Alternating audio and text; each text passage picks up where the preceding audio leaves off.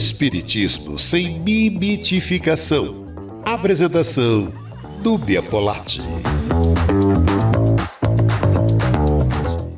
Olá, sou Núbia Polatti. É um prazer tê-lo aqui comigo no Espiritismo sem mimimi. Aqui não tem mitificação, não tem mistificação.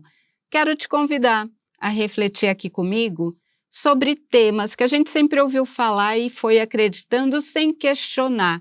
Estou te convidando à reflexão. Quero falar com você hoje sobre o tema: será que todo mundo vai para o umbral? Ai, ai, ai.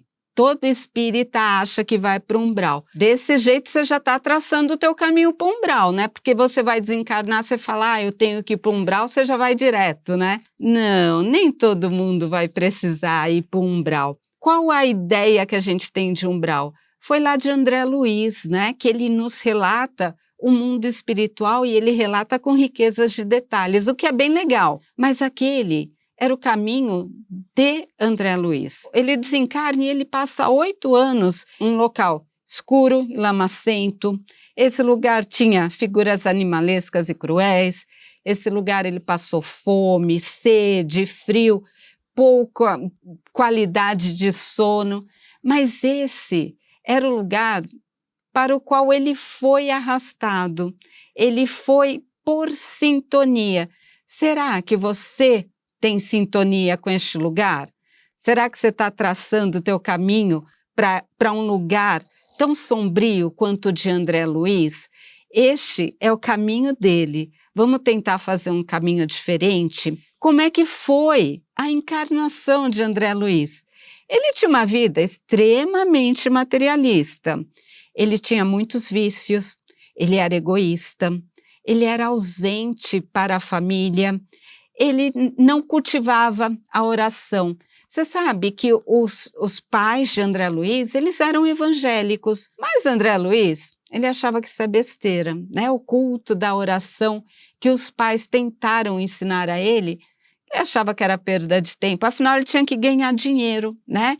Ele era um médico bem-sucedido e isso é o que importava. Vou até te lembra de uma passagem do livro, para quem assistiu o filme, que relata que tinha uma senhora, um casal, que passava, a secretária indicava eles para passar com o médico, e eles não tinham dinheiro para pagar.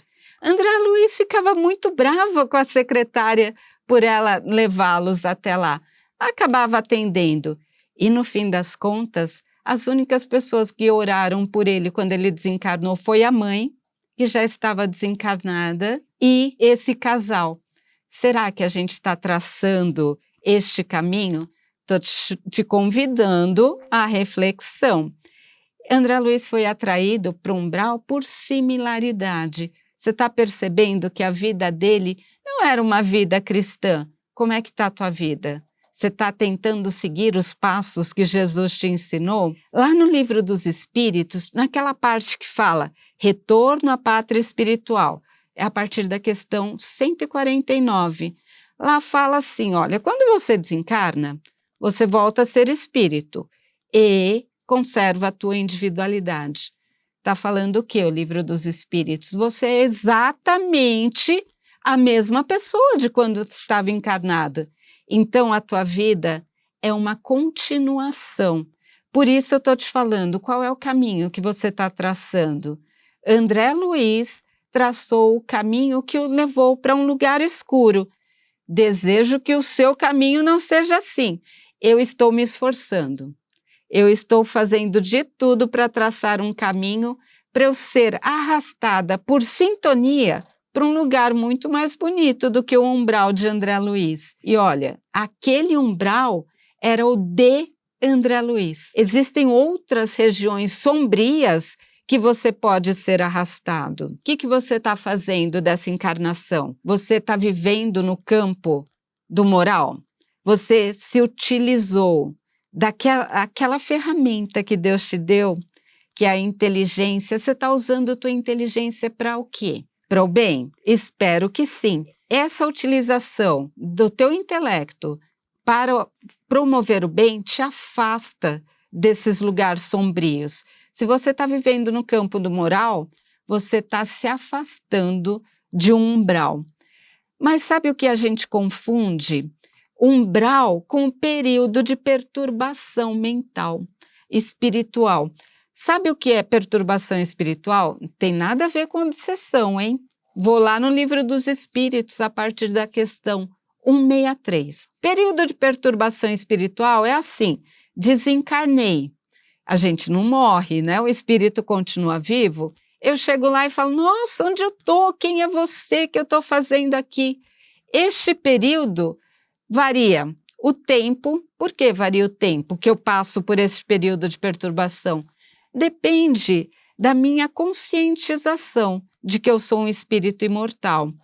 A intensidade. Será que eu vou sofrer muito neste período de perturbação espiritual? Depende da intensidade dos amigos que eu cultivei. Será que eu estou cultivando bons amigos? Depende da minha vontade de mudar, de sair de um lugar que não me cabe, que eu não quero, né? E volto a te falar, é por similaridade que eu passo neste lugar. Depende da minha consciência, né? Tô com a consciência tranquila? Pratiquei todo o bem de que eu fui capaz? Depende da intercessão.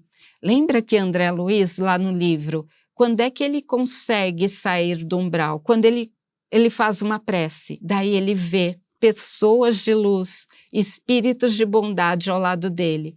Ele consegue perceber que a mãe dele intercedia por ele.